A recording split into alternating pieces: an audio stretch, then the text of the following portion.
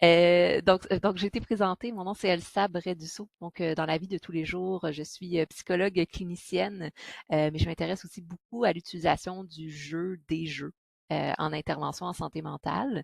Ça m'a amené à fonder Ludipsy, qui est, comme ça a été nommé, tu sais, une plateforme en santé mentale ludique. Et je vous présente aujourd'hui une idée de projet de recherche que j'ai commencé à mettre en place, en fait, sur la création de jeux comme médium thérapeutique dans la crainte du jugement social. Donc, vous voyez, on va la première partie va surtout aborder l'aspect en psychologie. Donc, s'il y a des psychologues ou intervenants psychosociaux dans la salle, je vais être intéressée d'avoir votre rétroaction à ce sujet-là. Et une partie va être sur la création de jeux comme processus, mais aussi comme outil thérapeutique. Donc, c'est ce qu'on va aller explorer aujourd'hui. Donc, pour commencer, pour contextualiser un peu le projet de recherche, c'est de comprendre c'est quoi exactement la crainte du jugement social. Dans la conceptualisation de ce projet, j'utilise une définition assez large de la crainte du jugement social. Donc, la crainte, on va parler de craindre le jugement en contexte interpersonnel ou en contexte social, donc en groupes sociaux, qui va être basé en fait sur un processus d'auto-évaluation de soi et des réactions par rapport aux autres. Ça veut dire que quand on parle de jugement social ici, c'est soi-même, l'individu, qui va s'auto-évaluer, généralement de manière négative, par rapport à ses interactions avec les autres. Donc ici, le public cible dans le cadre du projet de recherche, c'est les personnes en fait qui vont avoir des biais ou des croyances négatives par rapport à leurs interactions sociales ou leurs habiletés en contexte social. Donc ça, c'est ce qu'on appelle la crainte du jugement social. Donc si on explore un peu plus le cadre théorique sur lequel je me suis basée, on va parler vraiment de la perception du jugement social qui va influencer nos interactions interpersonnelle, mais aussi notre construction identitaire. Ça veut dire que comment est-ce qu'on se perçoit au niveau de nos habiletés sociales et comment est-ce qu'on perçoit, on évalue, disons, notre score de compétences sociales va avoir un impact sur la qualité de nos relations interpersonnelles, mais ça va aussi avoir un impact sur notre identité, notamment comment on se perçoit au niveau du sentiment d'efficacité personnelle. Euh, c'est ça. Dans un contexte de création de jeux, ben, le public cible ici, c'est les concepteurs, conceptrices, les personnes qui font de la création de jeux, principalement jeux de société. Donc, l'intérêt va être de voir comment ces personnes, dans un contexte de vulnérabilité où on conçoit des jeux, euh, vont avoir ou pas des biais par rapport à leurs habiletés sociales dans un contexte de jugement social. Pourquoi je m'intéresse à cette population-là? C'est que les biais négatifs par rapport au jugement social vont avoir quand même un gros impact sur tout ce qui est l'expression individuelle, mais aussi tout ce qui est la créativité. Donc, plus que je m'évalue négativement par rapport à mes habiletés sociales, ou plus que je crains le jugement, la critique sociale, bien, plus que ça va avoir un impact sur ma liberté d'expression, ma créativité. Donc, on s'entend ici que dans un contexte de création de jeux, bien, c'est sûr que la crainte du jugement social, c'est bien brimer le processus de création, puis peut même, dans certains cas, empêcher d'aboutir un projet, comme la création d'un jeu de société. Là, très rapidement, parce qu'on est un peu dans le théorique ici, mais quand on parle de jugement social, on peut s'intéresser à différentes populations. Les personnes qui ont des troubles anxieux, exemple, troubles d'anxiété sociale, des phobies spécifiques en contexte social, la peur d'avoir l'air ridicule, la peur, bon, des phobies très spécifiques. Ça peut être en lien avec les traits de personnalité aussi. Par exemple, les traits de personnalité évitantes, que je vais définir un petit peu plus en détail après, ou des schémas relationnels qui vont nous amener dans des contextes d'interaction sociale à avoir des peurs qui vont prendre le contrôle puis qui vont influencer comment est-ce qu'on réagit de manière très rapide. Si vous avez des questions à la fin, je peux aller plus en détail par rapport à ça. Donc, quand on parle de traits de personnalité évitante, on va parler d'un mode d'inhibition. Inhibition, ça veut dire qu'on s'empêche. Donc là, on voit le lien direct avec la créativité, hein, la liberté d'expression versus l'inhibition. social, un sentiment d'infériorité, à ne pas être à la hauteur, ne pas en faire assez. Puis parfois, on parlait d'une hypersensibilité au jugement négatif d'autrui. Donc, c'est sûr que si on voit ce profil-là dans un contexte de création de jeu, on peut voir où est-ce que c'est problématique. Puis quand on parle d'anxiété sociale, là, c'est par rapport au DSM-5 que j'utilise principalement dans ma pratique clinique. On va parler d'une anxiété persistante, intense à propos de situations sociales spécifiques. Ça peut être des contextes de performance sociale, des contextes d'exposition à des groupes, par rapport à la crainte d'être jugé négativement, d'être embarrassé ou la peur d'être humilié. Puis souvent, ça va amener à faire de l'évitement des situations anxiogènes. Exemple, de présenter son jeu en public. Et cette anxiété-là, bien sûr, peut être excessive puis nous amener à vivre de la détresse émotionnelle. Voici un peu le portrait de la population étudiée. Maintenant, pourquoi s'intéresser à la création du jeu? Parce que dans le processus de création de jeu, et là, je me base selon un modèle, il y en a plusieurs autres, mais dans les étapes de la création d'un jeu, on va devoir passer à une étape qu'on appelle souvent l'étape de prototypage ou de playtesting ou je sais pas en français, de test de jeu, où est-ce qu'on va être confronté à devoir faire de l'exposition au jugement. Le jugement peut être positif, négatif, là, on s'entend, mais dans tous les cas, pour la personne qui conçoit le jeu, c'est une étape qui peut être extrêmement anxiogène et confrontante de devoir être vulnérable face aux critiques et au jugement social. Donc, je pense que vous l'avez bien compris, je m'intéresse à l'étude de ce moment-là de prototypage où est-ce que les personnes qui conçoivent des jeux, ayant peut-être un trouble d'anxiété ou pas, vont réagir émotionnellement et s'adapter ou pas à la crainte du jugement social. Donc, juste pour vous détailler, si vous connaissez moins les termes, mais la phase de prototypage, c'est cette phase-là où est-ce qu'il y a une version de jeu qui est minimale. Souvent, il n'y a pas le visuel, c'est très de base. L'objectif va être de tester les mécaniques de jeu, puis de voir si ça fonctionne ou pas. C'est vraiment un outil d'exploration. On peut faire plein d'échecs. En fait, souvent, il va y avoir des échecs. Échouer ici veut dire qu'on va avoir des ajustements, il va y avoir des critiques négatives dans une optique de s'améliorer. Par la suite, dans le playtesting, ici, on a un jeu qui souvent a une meilleure finition, plus de détails, un design visuel plus agréable. Et l'objectif pour les personnes qui conçoivent des jeux va être d'observer les joueurs, d'info-interagir avec eux, elles ou pas, de voir les interactions entre les joueurs et le jeu pour prendre des données qualitatives, surtout sur les expériences de jeu. Dans cette optique-là, les créateurs de jeux vont se préparer à observer, puis vont se préparer à recevoir des rétroactions, idéalement constructives. Donc ici, c'est vraiment de tester avec différents types de joueurs, ce qui amène les personnes qui créent, conçoivent des jeux, à devoir s'exposer, non seulement à être critiquées sur les mécaniques du jeu, mais aussi à recevoir de la critique par rapport aux sensations que le jeu va apporter. Et ici, souvent, on est dans une critique sociale. Ça veut dire qu'on va faire tester à des groupes de joueurs et à plusieurs groupes. Ce qui nous amène à comprendre qu'il peut y avoir éventuellement ce qu'on va appeler de l'exposition sociale. Un autre terme que je vous amène, l'exposition sociale, qui est un concept utilisé en psychothérapie. Moi, je suis d'approche cognitivo-comportementale, je l'utilise beaucoup, l'exposition sociale. En gros, c'est d'expérimenter de manière active, répétée, des situations sociales, pas les subir, mais vraiment y aller dans une optique de tolérer l'inconfort et de confronter des peurs. Dans cette optique-là aussi, de réduire le plus possible les comportements sécurisants, exemple l'évitement déjà, et d'apprendre à travers le processus d'exposition. Donc ici, je m'intéresse à l'utilisation de la phase de prototype et de playtesting de jeu comme un outil thérapeutique d'exposition sociale. Ça veut dire comment est-ce que le jeu pourrait permettre le prototype de jeu, excusez-moi, pourrait permettre de confronter les craintes sociales par rapport au jugement de manière d'exposition sociale. Donc, qu'est-ce que ça veut dire?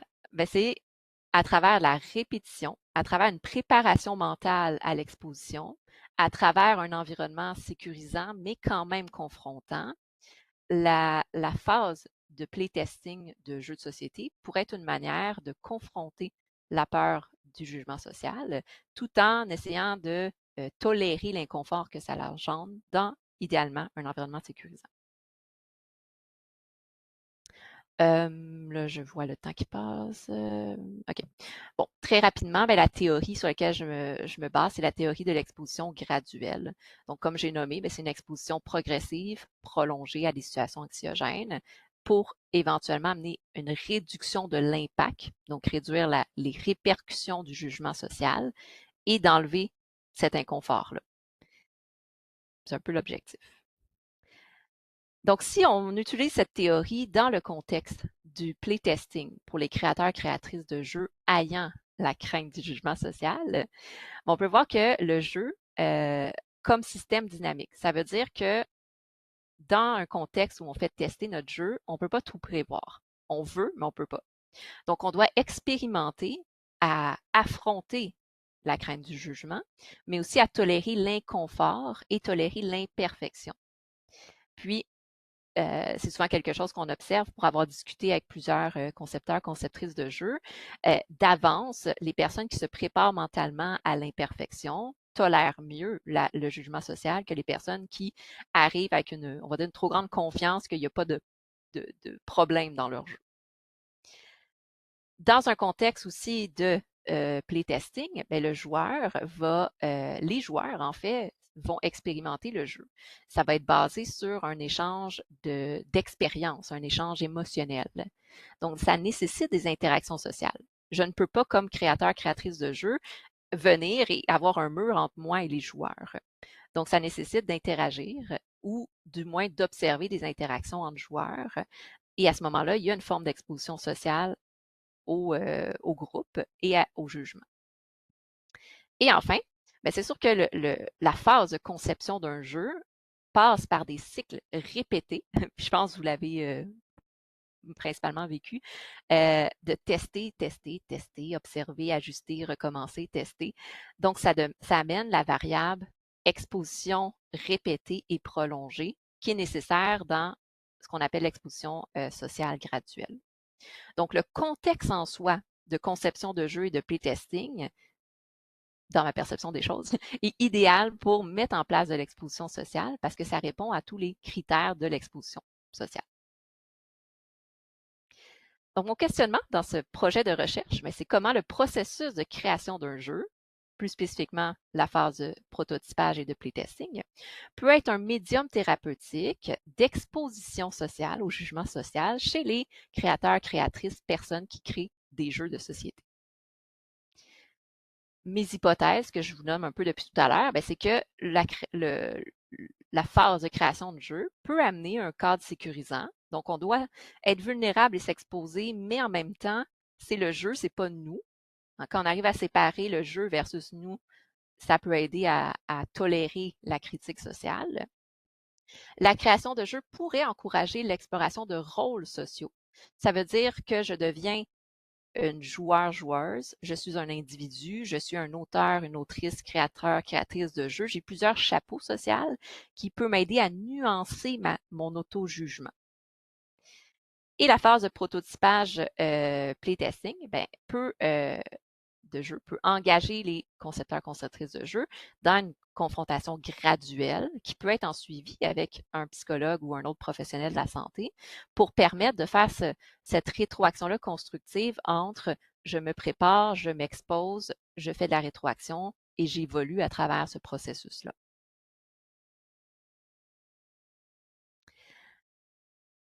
Bon, petite phrase ici, mais donc c'est ça. Et voilà. Donc, l'objectif de ça, c'est qu'à travers l'exposition sociale, on va ajuster nos comportements pour nous aider à nous adapter socialement. Donc, dans le cadre de ce projet, c'est une étude exploratoire, donc c'est un projet de recherche qui n'est pas associé à une université ou autre, c'est un projet personnel que je mets en place va être basé sur des entretiens semi-directifs avec des concepteurs, conceptrices de jeux. Le recrutement s'est fait ou commencé à se faire sur les médias sociaux, les groupes de création de jeux, principalement sur les médias sociaux. Également dans les événements ludiques. Donc, au Québec, on a plusieurs événements où est-ce qu'il y a des prototypes de jeux, où est-ce que les créateurs, créatrices de jeux en phase de prototype peuvent venir tester leurs jeux. Donc, c'est des beaux environnements pour l'étude. Les profils de créateurs, créatrices de jeux avec ou sans diagnostic clinique, donc qui n'ont pas nécessairement un trouble d'anxiété ou trouble de personnalité ou autre, là, qui vivent ou qui ressentent vivre de l'anxiété. Et bien sûr, ben, les données sont anonymisées et avec l'effacement des entretiens après l'analyse du verbatim. Les différents sujets abordés, ben, l'exposition au jugement public, la vulnérabilité, le sentiment de vulnérabilité dans un contexte créatif, le sentiment d'imposteur, qui est un sujet qui est revenu souvent, les biais cognitifs, les croyances erronées dans l'auto-évaluation, dans l'interprétation sociale, la double confrontation, ça veut dire comment je me sens comme concepteur, conceptrice de jeu, mais aussi comme joueur, joueuse. La confiance en soi versus la confiance dans les autres, qui sont deux variables hyper importantes dans l'anxiété sociale, entre autres. Les expériences antérieures de jugement. Donc, il y a des créatrices, créateurs de jeux qui m'ont nommé avoir eu des expériences négatives puis que ça les a marqués et que là, ils ont peur de refaire de l'exposition sociale. Environnement jugé sécurisant. Généralement, il y a un bon cadre dans les événements de prototypes de jeux. Et bien sûr, les intentions et les objectifs. Ça veut dire que si mon objectif, c'est de vendre un jeu, mais juste le vendre, exemple, ça va être différent que si j'ai un objectif personnel. C'est mon bébé, j'ai passé des années à le créer, j'y suis attachée émotionnellement, par exemple.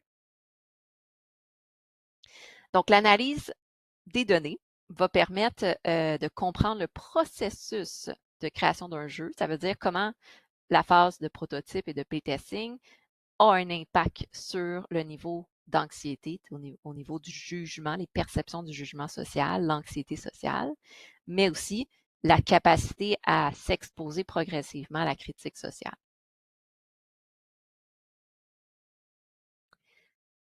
Les répercussions possibles de ce projet, ben, ça c'est un de mes, mes dadas, je pourrais dire, là, de mes intérêts, c'est de valoriser l'environnement de jeu, autant la conception de jeu, autant la mécanique de jeu, autant que le jeu en tant que tel, comme médium thérapeutique. Donc, il peut être utilisé par des professionnels de la santé pour mettre en place une intervention adaptée aux clientèles. Suggérer des espaces sécuritaires accessibles pour favoriser l'exposition sécuritaire, l'exposition sociale. Ça veut dire que souvent, la problématique avec l'exposition sociale, c'est que c'est dénaturé de l'environnement. On le fait mentalement ou il faut créer un espace, mais ici, il y a des espaces déjà existants. Et intégrer les profils artistiques dans l'approche d'intervention à l'anxiété. Ce qui veut dire ici que les créateurs, créatrices de jeux sont déjà dans une phase d'exposition sociale à travers leur art, à travers leur profession pour certains. Pour les personnes qui ont de l'anxiété, on peut combiner les deux pour valoriser l'aspect créatif tout en aidant au niveau de l'anxiété.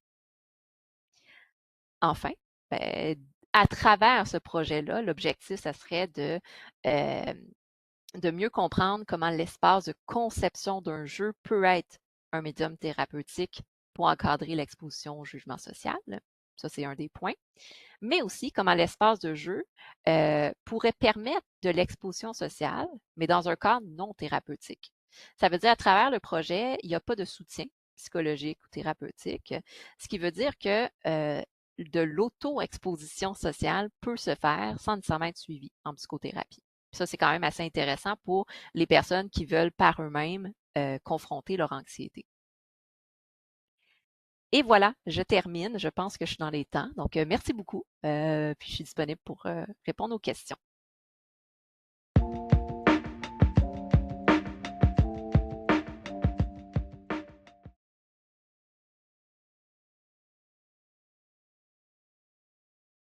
Ah, c'est super intéressant. Merci pour la question. Ça, j'y avais pas pensé.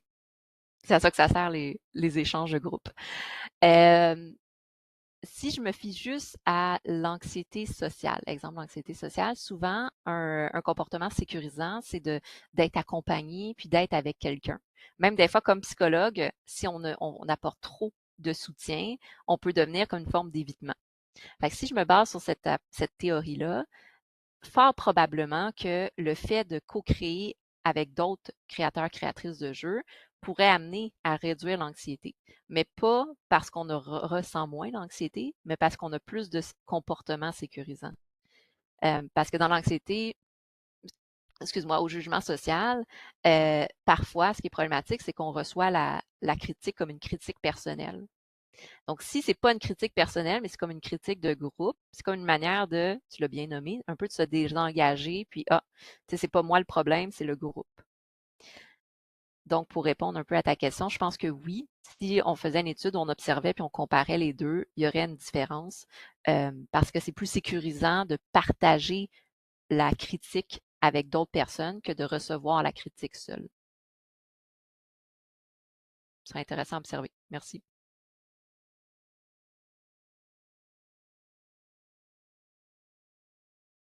En fait, oui, c'est un de mes intérêts. Dans un monde des j'ai aussi faire des projets de recherche sur ce sujet-là. Qu'est-ce qui m'a amené plus vers les créateurs, créatrices de jeux, c'est que au niveau personnel, je suis impliquée dans beaucoup d'événements où il y a des prototypes de jeux et en discutant, à l'approche un peu ethnographique, là, en discutant avec les créateurs, créatrices de jeux, j'ai eu des échanges intéressants sur l'anxiété que ça leur apporte. Puis à travers ça, je me suis intéressée à cette population-là. Donc, c'est aussi simple que ça.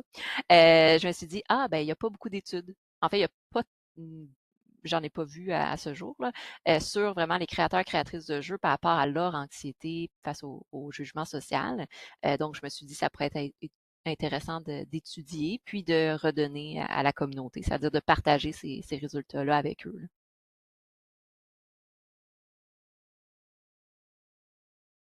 Ben, merci beaucoup. Je trouve ça très, très validant dans le sens, la valeur du projet de recherche.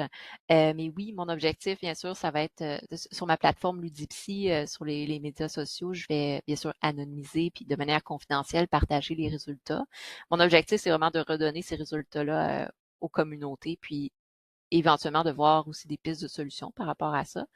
Donc, bon, excusez, là, ça sonne un peu marketing, mais je vous invite à suivre les médias sociaux pour les résultats. Ou sinon, vous pouvez m'écrire là, à mon adresse courriel, puis je pourrais vous les envoyer de manière personnalisée.